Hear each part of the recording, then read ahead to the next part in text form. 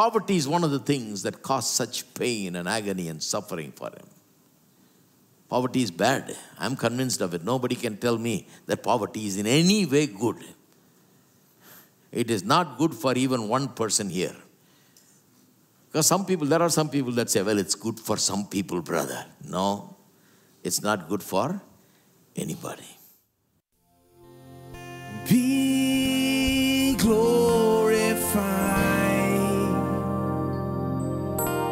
Be glorified. Be glorified.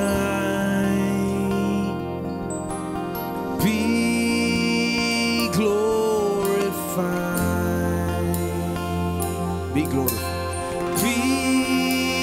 glorified. Be glorified. Be glorified. Be glorified. Be glorified. Be glorified. Be glorified in the heavens. Be glorified in the earth. Be glorified in this temple.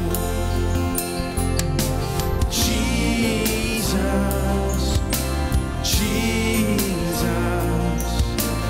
be thou glorified. Oh Jesus, Jesus, Jesus, be thou glorified.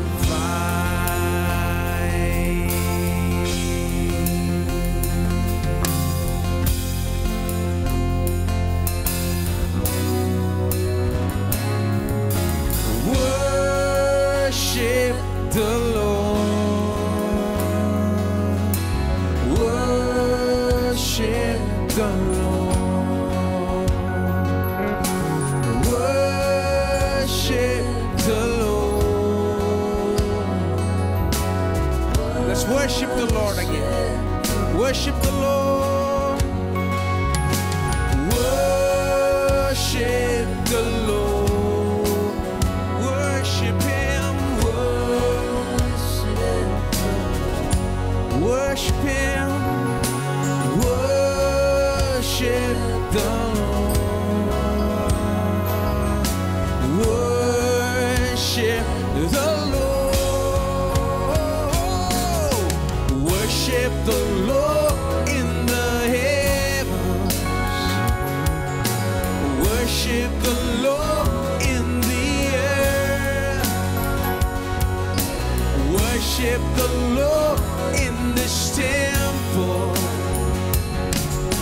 Jesus, oh Jesus, be thou glorified.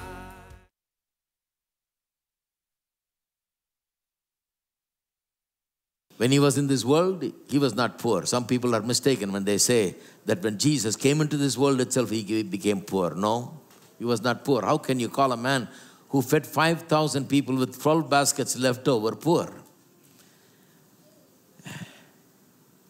No. A man who did so many miracles and met people's needs and healed people, delivered, he can't be poor. He had a treasure with a money box, not with a wallet. A guy carrying, and he was tempted to put his hand in it. That's what the Bible says. That kind of a treasurer. If he was a poor preacher and had nothing, nobody will be tempted to put their hand in it. So think about these things. Jesus literally became poor on the cross of Calvary. Now, by becoming poor, he shows that he has taken our poverty. When he took on hunger, thirst, nakedness, and the need of everything, and became like that on the cross, hung there. He took our poverty. He was rich, but he became poor for our sakes. Why? So that we might be rich. You can state it like this in a powerful way. Jesus not only endured poverty on the cross, but he exhausted poverty. I say exhausted because after he got through carrying hunger, thirst, nakedness, and the need of everything, there was nothing more to carry about poverty. Poverty is absolutely carried away from us and was placed upon him. There was nothing left out. It's not like he took 90% and we have to carry 10%. He took everything about poverty, completely, he took it upon himself. Now, many years ago, I became very convinced about this. As I was taught by some people that this is the truth, I began to see. See, like I said, I'm raised in a Christian background, generally with the impression that if you're a Christian, you should have nothing, that you should be poor. Poor is virtuous. It's good for you. You'll be holy. You'll be fit for heaven, and so on. I believed all that. But then, when I was taught it, I did not simply receive it. I went through the Bible, I checked it, I saw that this is the truth. What an eye-opener it was, and how it has helped me in my life. I began to live it. I began to believe it. I'm so full of it. I believe it with all my heart, and I speak it. And it has changed my life and my ministry in every way. I totally believe it now, that Jesus has completely taken my poverty. And that tells me that poverty is bad. That is why he took it away from me. Poverty is what sin and the resulting poverty and all the curses and everything. That is what caused so much agony and suffering for Jesus on the cross of Calvary. Why did he die such a horrible death? Why did he have to shed the last drop of his blood and suffer like that on the cross of Calvary? Because poverty is one of the things that cause such pain and agony and suffering for him. Poverty is bad. I'm convinced of it. Nobody can tell me that poverty is in any way good. It is not good for even one person here. Because there are some people that say, well, it's good for some people, brother. No, it's not good for anybody. It is not good for anybody. You always notice those who oppose poverty always are prosperous. They already have it all made. They're getting their pension coming for them and their wife. They're comfortably settled. They're enjoying life. And they don't care about all this preaching about prosperity and poverty and all of that, because they don't want anything from it. Whether they believe in poverty or prosperity doesn't matter to them, because the government sends them pension, One fellow was like that talking to me. I said, look, you're all settled and you're depending on the government, but I'm talking to people who are struggling, who have no other way. I'm telling them that poverty is bad and prosperity is good. And Jesus took the poverty, which is bad, and gave us the good, that is prosperity. He took everything that is bad from me upon himself and gave everything that is good from himself onto me. And of that, forgiveness of sin, righteousness, healing, abundant life, and even prosperity is part of that. Now, I've believed it for a long time. Like I said, it made a big difference in my life. It changed me, the way I thought about things. Christians need mind changed, renewal of the mind, the Bible calls it. That is why preaching is necessary. Why preaching is necessary? Because preaching changes the way we think. And when the way we think is changed, then the way we live is changed. As long as you don't change a person's mind and his thoughts, you're never going to change his life.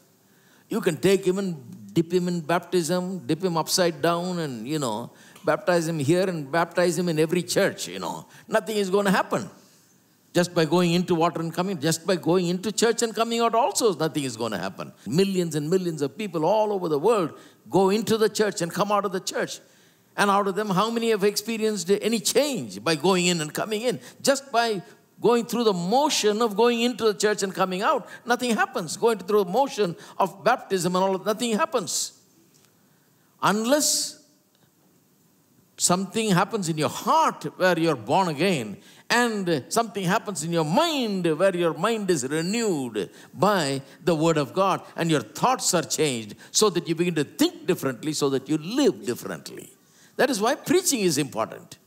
Now, back in the old days when I was growing up, we thought we could solve all people's problems by just putting our hands on them, So we put our hands on everybody. We wanted to help them, say, all right, come here, This great preacher has come, he'll put his hand on everybody and solve everybody's problem. I had so many hands laid on me. Then I went and I met some of these people that taught me these truths. And that grand old man used to say, what's the use of putting empty hands on empty heads? Then only the light dawned on me. I said, yeah, my head is empty for sure. I don't know about the preacher's hand. Even if his hand is powerful, my head being empty is not going to change anything. Because after he lays his hands also, my head is going to be empty. I'm not going to be changed. So, empty hand on empty head is not going to work. So, if something has to go inside the head and the mind, the thinking has to change, then the Christian preaching is the only way that it can change. And I tell you, renewing of the mind is the essence of Christian life. That is why Paul says, don't be conformed to the world, but be transformed. Transformed. Christian life is a transformation. Not conforming to others. Not just trying to look like others. Everybody that comes to church, trying to look like Christian, Back in those days, we used to have Pentecostal haircuts, crew cut. No. Mind has to be changed. It's not about looking like others. It is like thinking with the mind of Christ. Let this mind be in you which was in Christ. That kind of thinking, mentality must change. Now I tell you, I've preached this in so many ways. Today I'm preaching it yet in another way. Every time I preach it, it comes out still more differently. But I've preached it up for such a long time, and I'll tell you, hundreds and hundreds of people are here, right here in this church, whose lives have been transformed when they grasped this truth that poverty is bad, evil, destroying me, and that Jesus on the cross took my poverty and not only just endured it, but exhausted it. There is nothing more to carry. He has completely carried away my poverty, that I am indeed set free. When people believe it, something happens. See, Christians are not bound in any other way except in the mind, In the mind, there is a bondage. They think in a certain way. That is the bondage, you see. I've told the story many times about the dog that was tied to a pole for many years, And it could travel only 10 feet from the pole, 10 feet radius. Got used to it, then finally they took the rope off its neck, and the dog was still going only 10 feet. Because as far as he knows, if you go beyond 10 feet, the neck will hurt, He has learned it, memorized 10 feet. Now he doesn't need a rope to guide him. He thinks 10 feet. 10 feet thinking. So he goes 10 feet, comes back. The rope is not there. I think many Christians are like that. They still think, I'm poor. Why you're poor? They say, I'm born in a poor country. Why you're poor? Because my granddaddy was poor. Why you're poor? Because we are from a poor village, brother. One preacher said to me, in our village, everybody is poor, so I'm poor.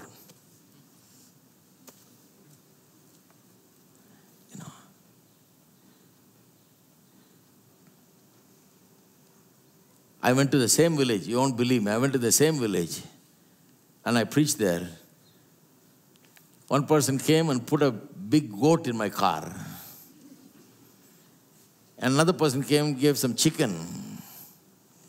Another person came, brought some rice. Pretty soon my trunk was full. Where am I going to eat all this, I said, I thought you said you were poor. Because everybody was poor. They have all the goat, the chicken, the rice, the eggs, everything. If you open the rice, there's eggs inside.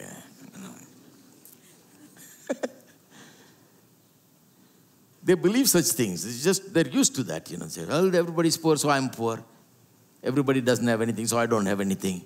So as long as you think like that, you'll be poor only, And they also believe that poor is a very chosen call of God, that we are so blessed by being poor and that God really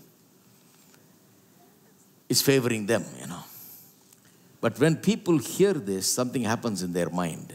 Light begins to dawn, people are set free, the chains are loosened, they begin to think, Jesus carried it because it's so bad, it destroys me in every way. Destroys my family, destroys my whole existence on this earth, makes me totally ineffective and useless. I must be fruitful for God, I must live for God. So this is bad. They come to a conclusion, light begins to dawn. I'll tell you, they will become a different kind of people. And we have hundreds of people like that right here in this church. All right. Now let's go on. So Jesus, when the Bible defines what curse is, it's those 4 things.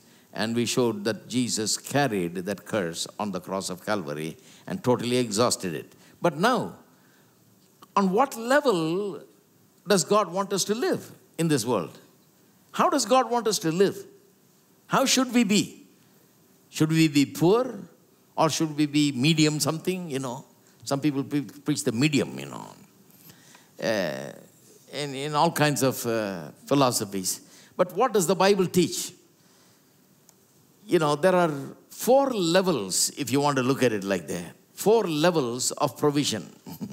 4 levels, not the provision of God, but 4 levels in which you can live. The first one I will call the not enough level. And I think we all know it. We've all been there. I've been in the not enough level. Not enough. Not enough. You need 100 and you have only 25, 30. Not enough. Very bad. With that 25, 30, you cannot do anything. You need 100, but you have only 25% of it or 30% of it. You can't do anything. Not enough level. When the people of Israel were in bondage to Egypt, as slaves, they were on that kind of level. Never had enough. Never had sufficiency. Not enough. Lack and want in every area of their lives. And not enough life. But you'll be surprised. When God delivered them with a mighty hand, look at the miracles. I mean, you won't read about miracles like that in all of the Bible anywhere else. Amazing miracles God did. 10 plagues God sent. Just snatched them out of the hands of Pharaoh. Drowned the Egyptian army in the sea. Delivered them with a mighty hand. And wants to take them to the promised land flowing with milk and honey. And on the way in the wilderness, they are complaining and saying, we want to go back to that wonderful state that we were in before. Amazing to me. So that tells me that in the not enough life, you have to be very careful because you can get very settled there.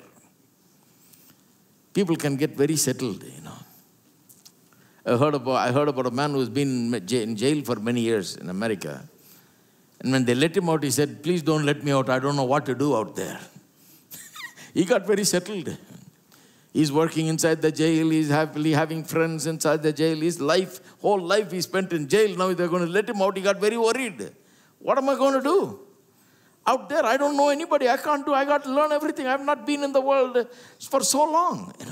You get so used to something that mentally you get settled in that kind of a life. So that is why it is possible that even though people are saved, people know God, their sins are forgiven, when it comes to prosperity, they never move out of that not enough level. They live in that not enough level and actually choose to live in that level because they feel comfortable there many times.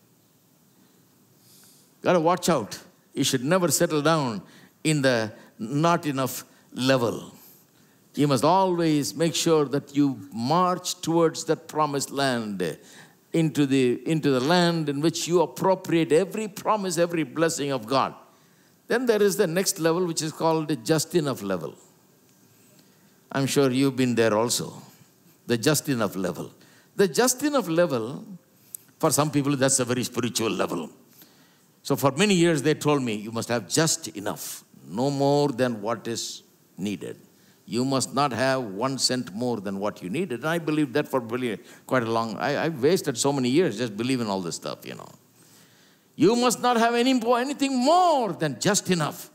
And those people will always refer to the wilderness. Every day manna will come, daily manna. And you pick up the manna, and you pick up only for that day. You cannot store for the next day. That's a condition that God laid on them. If they picked up for the second day, it will become rotten. So daily supply, daily manna. So there's a lot of daily manna Christians.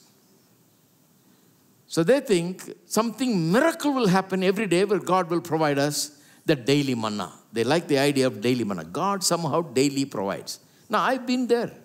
Believe me, I've experienced God's wonderful miracles of provision when I was in need.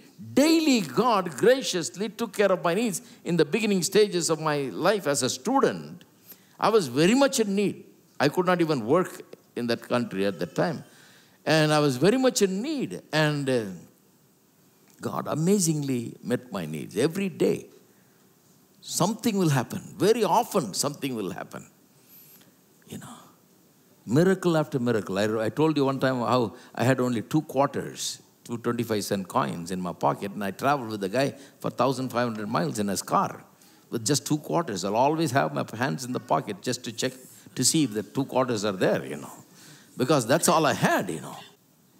And I'm going with this guy, don't know where I'm going, you know, in the first year of my stay there.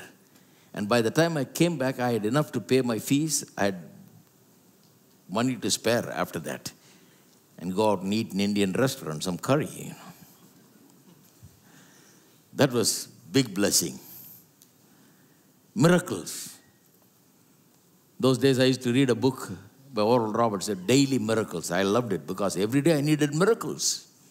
I thought this is the way to live. Every day miracles must happen.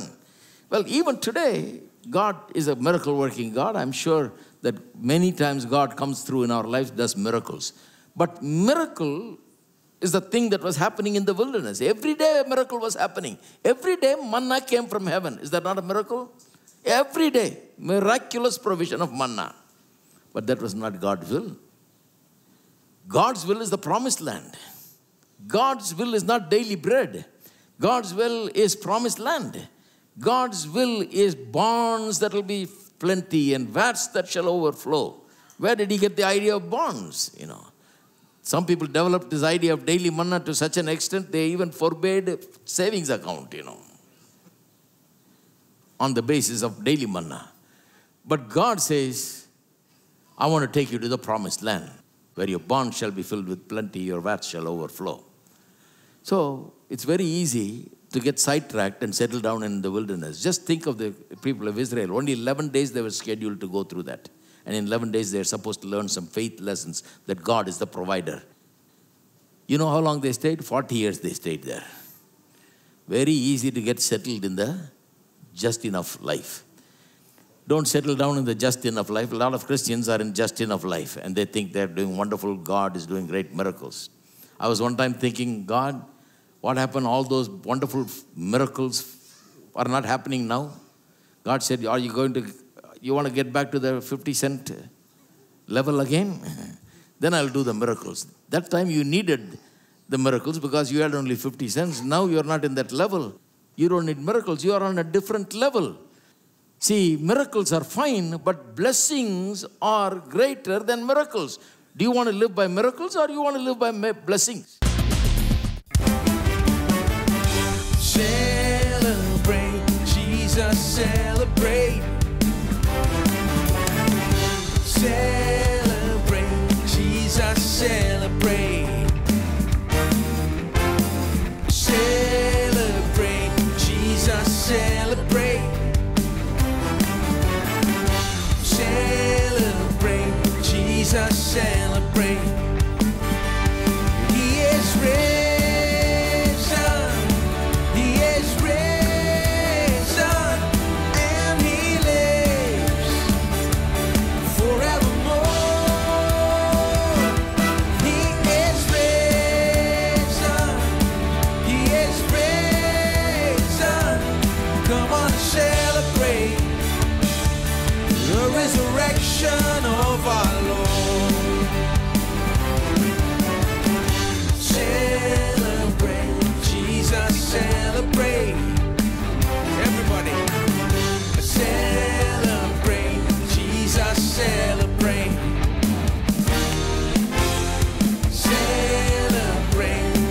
Jesus, celebrate. Celebrate, Jesus, celebrate. He is risen. He is risen, and He lives forevermore. He is risen. He is risen. Come on, celebrate the resurrection of our Lord. Celebrate, Jesus, celebrate. Celebrate, Jesus, celebrate. Celebrate, Jesus, celebrate.